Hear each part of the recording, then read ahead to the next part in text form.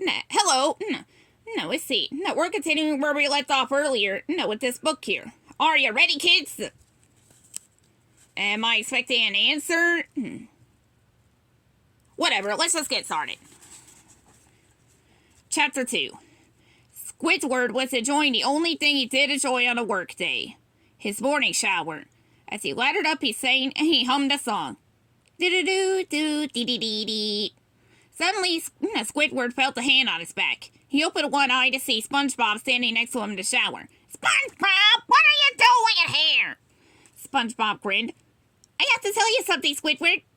But Squidward wasn't in the mood to listen. Whatever it is, can't wait until work.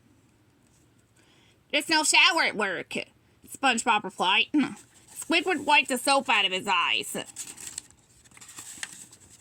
He was getting angrier by the minute. What do you want? I just want to say, let's see, I'll be taking you and my managerial acceptance speech today, said SpongeBob. Squidward replied by throwing SpongeBob out of his house. SpongeBob flew through the air and landed with a loud squish next to a big rock.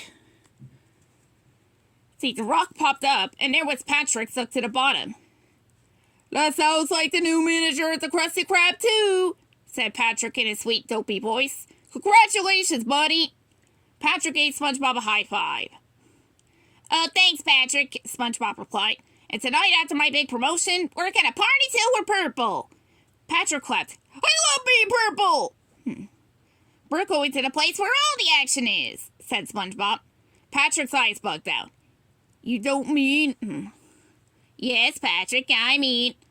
Let's see. The Goofy Goober's party boat, cried SpongeBob. Patrick clapped so hard, the rock came down and squashed them both. When it popped up again, SpongeBob and Patrick were both wearing their favorite headgear. Peanut-shaped Goofy Goober hats. Let's see. I'm a Goofy Goober, yeah, sang SpongeBob. Patrick sang back. You're a Goofy Goober, yeah. Then he put their heads together. No, we're all Goofy Goobers, yeah. Goofy Goober, yeah! Then SpongeBob glanced at his watch and gasped. I better get going! SpongeBob pulled off his Goofy Goober hat. Bye, Patrick. I don't want to be late for my big promotion. Good luck, SpongeBob, said Patrick as he ran down the sidewalk to the Krusty Krab. SpongeBob broke into his shower song again. I'm ready, promotion. I'm ready, promotion. Hey, Patrick called. Look for me at the ceremony. I got a little surprise for you. Meanwhile, the excitement was building at the Krusty Krab.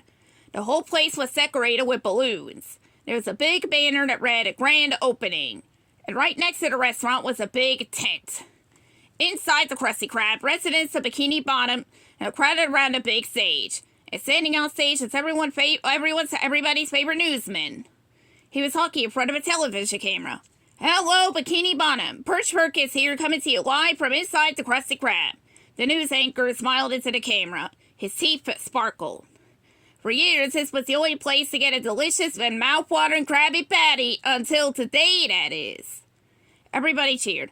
That's right, folks. Long-time owner Mr. Krabs is opening a new restaurant called the Krusty Krab 2, said Perch Perkins as Mr. Krabs walked onto the stage, waving to the crowd. The huge tent was pulled off the building, next to the Krusty Krab, and there stood the Krusty Krab 2. It looks exactly the same as the original restaurant, and it was right next door. Everybody cheered again. First of all, congratulations, Mr. Krabs, said Perch Perkins. Mr. Krabs stepped into the microphone. Hello, he said. I like money. So tell us, Mr. Krabs, what inspired you to build a second crab restaurant right next door to the original?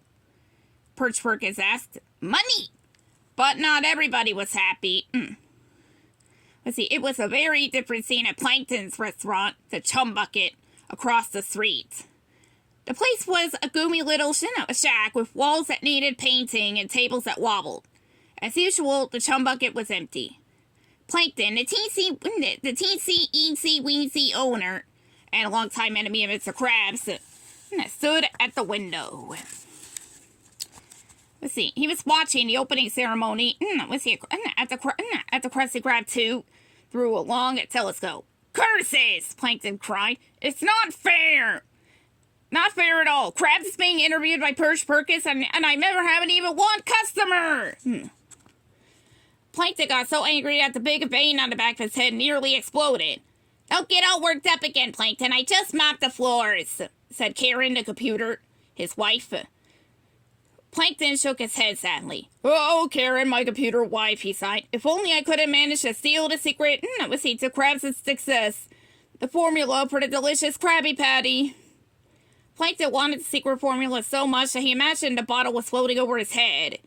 He tried to reach for the bottle, but it faded away before his eyes. Ah! Plankton screamed. He began to pace across the room back and forth.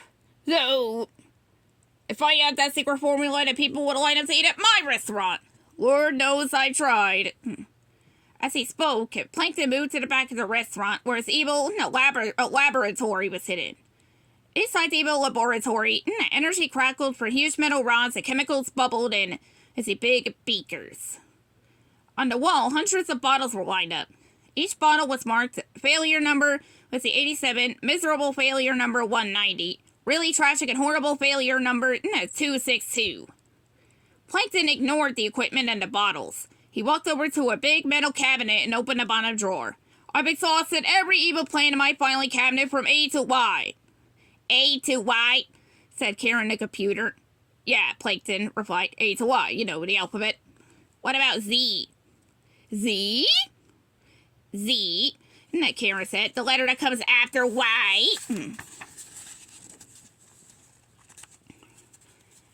Let's see.